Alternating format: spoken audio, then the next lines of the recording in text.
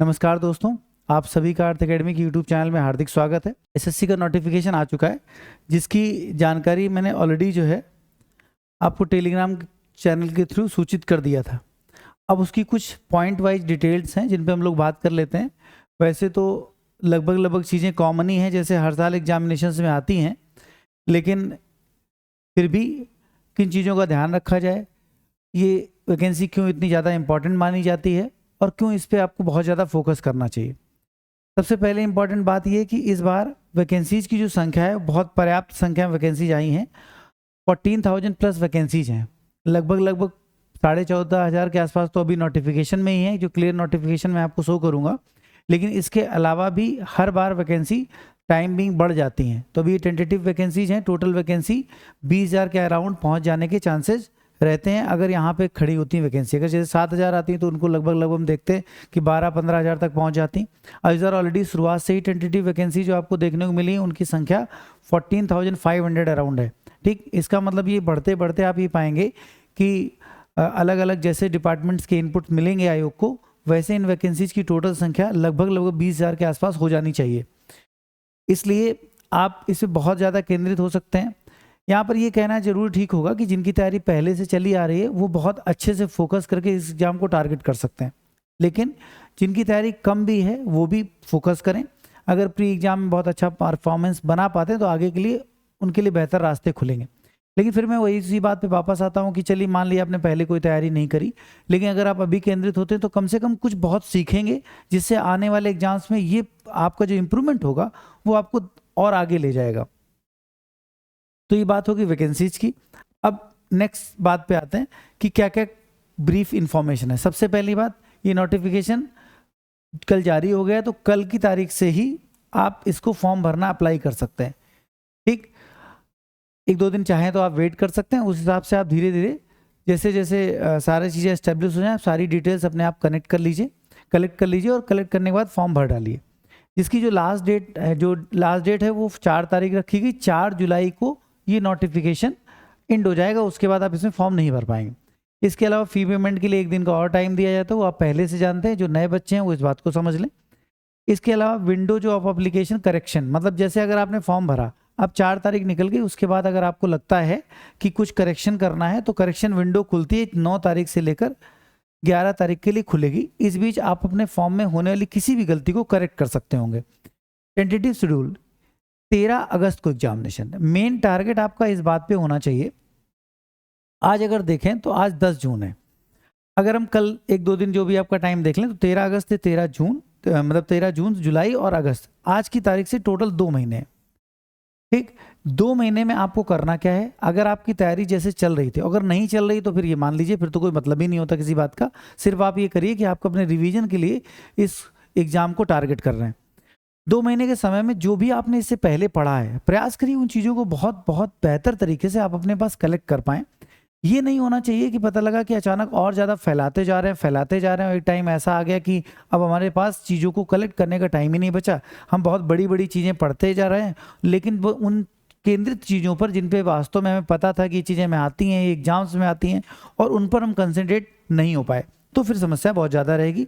तो ये मेन बात ही कि इन 2 महीनों में आप प्रयास करिए कि आज की तारीख से एक डेडलाइन बना लीजिए कि हमें धीरे धीरे अपने आप को इकट्ठा करना है। जो हमने बहुत ज़्यादा चीज़ें पढ़ रखी हैं उनको एग्जाम्स के लिए एकदम प्रिपेयर करना है।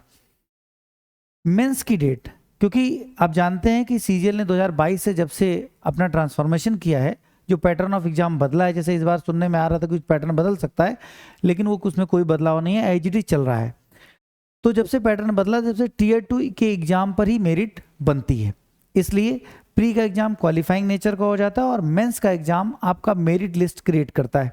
इसका मतलब मेंस का जो एग्जाम होगा उसी एग्जाम के लिए मेन फोकस होता है, लेकिन प्री की तैयारी करते समय ही मेंस की तैयारी हो जाती है। यहाँ पर ये कोई नहीं कह सकता कि मैं मेंस की तैयारी अलग से करता हूँ, प्री में मैंने कुछ भी नहीं पढ़ा लेकिन मैं केवल मेंस के लिए टारगेट कर रहा हूँ, ऐसा कुछ नहीं हो सकता। प्री के टाइम ही आप लगभग मेंस के लिए प्रिपेयर हो रहे होते हैं, वही सब तैयारी मेंस में भी काम आती। अच्छी बात यह है कि अगर आप यहाँ देखें तो अगर मान लीजिए तो आपकी शिफ्ट किसी भी इस दिन पड़ जाती है और दिसंबर में पेपर है, तो अगस्त, सितंबर, अक्टूबर और नवंबर, फिर दिसंबर। ठीक, तो इस प्रकार 3 महीने का समय आपके पास ऑल अराउंड कम से कम मिल जाएगा। ठीक।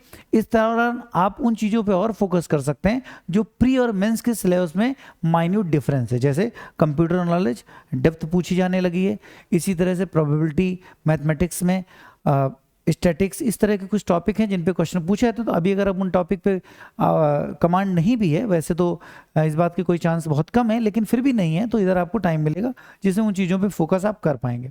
Tentative vacancies there are approx 14,582 vacancies, ये हमने ऑलरेडी आपको बता दी। इसके अलावा ये आप यहाँ चेक कर सकते हैं, ये जोन वाइज वैकेंसी जो हैं वो आप कमीशन की are advise to approach the concern user department information pertaining. इनसे कोई खास आपको मतलब नहीं, मेन बात ये आती है कि अगर जोन वाइज वैकेंसी आप करना है तो ये सोर्सेज हैं जहां से आप जोन वाइज वैकेंसी कलेक्ट कर सकते हैं। नेक्स्ट बात पे आते हैं एज लिमिट। एज लिमिट आपकी 18 से 27 और कुछ पदों के लिए 20 और से 30 वर्ष है। उनके लिए जो डेट्स दी गई हैं 1 अगस्त से डेट काउंट होगी, उसी हिसाब से डेट ऑफ बर्थ का क्राइटेरिया दिया गया है कि इस बीच आपका जन्म होना चाहिए, तो आप फॉर्म भर सकते हैं।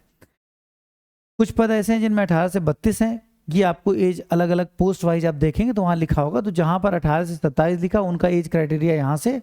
कुछ ऐसे हैं जिन पर ये 20 से 30 है, और कुछ पे 18 से 30 है, और कुछ पे 18 से 32 वर्ष का भी दिया गया है। तो अंडरस्टूड सी बात है।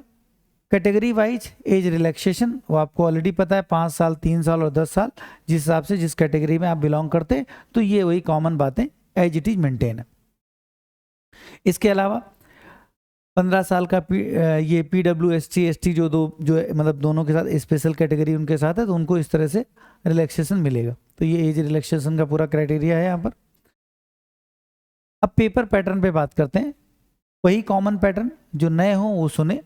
25 क्वेश्चन, 25 क्वेश्चन, 25 क्वेश्चन और 25 क्वेश्चन। 25 क्वेश्चन जनरल इंटेलिजेंस अर्थात रीजनिंग, जनरल अवेयरनेस GS आप जानते हैं, क्वांटिटेटिव एप्टीट्यूड से 25 क्वेश्चन, और इंग्लिश कंप्रिहेंशन से 25 क्वेश्चन। हर क्वेश्चन 2 नंबर का होगा, ठीक, और आपको टोटल 1 घंटे का समय मिलेगा।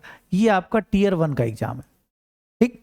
टियर 1 का एग्जाम होगा जो कि आपका ऑप्शनल पेपर होता है, मतलब ऑब्जेक्टिव टाइप का पेपर होता है, और इसमें आप ये पाते हैं कि एक क्वेश्चन 2 नंबर का, और गलत क्वेश्चन होने पर 0.25 की माइनस मार्किंग होती है, ठीक।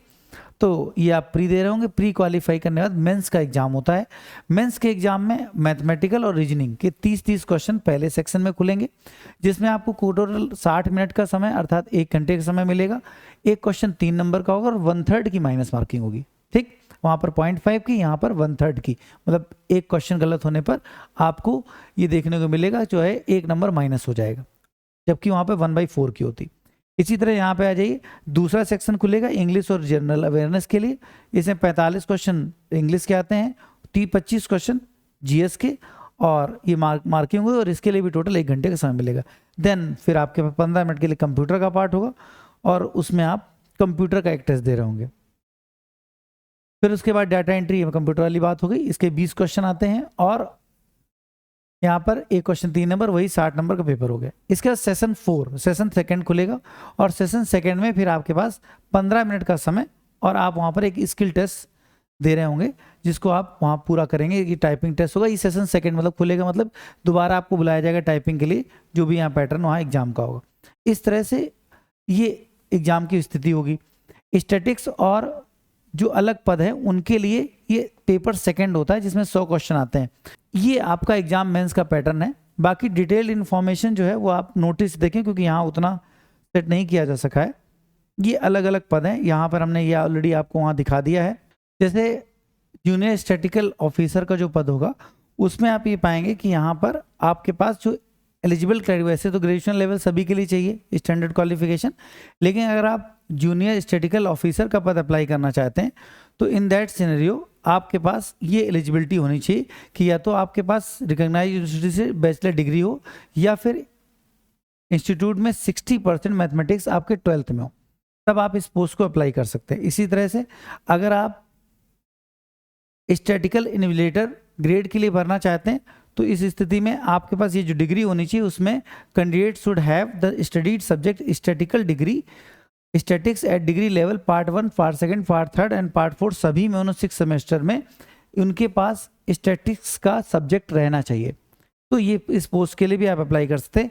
लेकिन अगर बाकी ऑल अदर पोस्ट के लिए बात की जाए तो बाकी ऑल अदर पोस्ट में आप सिर्फ सिंपल ग्रेजुएट हों तो भी आप फॉर्म भर सकते हैं, लेकिन आप 1 अगस्त को आप जो है क्वालिफाई हो जाने चाहिए। मतलब ये आपकी क्रूशियल डेट है जिस तारीख पे आपके पास सारे डॉक्यूमेंट्स रेडी होने चाहिए, मतलब आपका रिजल्ट डिक्लेयर हो चुका होना चाहिए। ठीक, इस तरह से एक जनरल ब्रीफिंग इन्फॉर्मेशन और एक नोटिफिकेशन जिसको आपको दिया गया। पॉइंट ऑफ व्यू इतना है कि सभी को इस फॉर्म को भरना चाहिए, जो ग्रेजुएट हो चुके हैं, अपीयरिंग वाले बच्चे भी फॉर्म भर सकते हैं। इसके अलावा कुछ भी आपको लगे कि इस पॉइंट पे हमें हाईलाइट करना चाहिए, इस बारे में आपको कन्फ्यूजन हो रहा है, एसएससी ने कोई चेंज किया हो, ऐसा कुछ भी, जैसे एसएससी ने वेटिंग लिस्ट को लेकर एक पॉइंट रखा है कि वो एक एक्सटेंडेड कट ऑफ का कंसेप्ट लाएंगे, लेकिन गवर्नमेंट से अप्रूवल होने के बाद। ठीक है, तो गवर्नमेंट का अप्रूवल का वेट कर रहे हैं। ये अच्छा सा इनिशिएटिव है कि जो खाली पोस्ट रह जाती है उनको भरा जा सकता था। यही एक कॉमन बदलाव है, एक इम्पॉर्टेंट चेंज है। बाकी सब कुछ वैसे ही चला है जैसे प्रीवियस ईयर होता रहा है। जो बच्चे नए हो, जिन्होंने सीजीएल को पहली बार सुना, उनके बहुत सारे डाउट्स रहे होंगे, आप कमेंट बॉक्स में लिखेंगे, मुझे समय मिलेगा तो उन पर भी शॉर्ट जानकारी आपको दी जाएगी। ये इस नोटिफिकेशन के एक ब्रीफ इंफॉर्मेशन है, क्योंकि किसी भी नोटिफिकेशन को या किसी भी जानकारी को इतने कम समय में आपको बहुत प्रॉपरली नहीं बताया जा सकता। तो मुझे 2 दिन का समय दीजिए, तब तक आपको अगर डाउट्स हो तो अपने पॉइंट वाइज रखिए। हो सकेगा तो अगली वीडियो में हम आपको प्रॉपर डिटेल्ड एक एक चीज़ पे बात कर भी लेंगे। ठीक है, तो आप प्रयास करिए कि जिनको पहले से जानकारी हो, समझ में आ गया हो तो फॉर्म भर दें। डाउट हो तो मैं 1-2 दिन का समय दीजिए, उसके बाद एक डिटेल्ड वीडियो बनाएंगे, पूरा एसएससी पे और बहुत सारी बातें करेंगे और अपनी तैयारी जारी रखिए। धन्यवाद।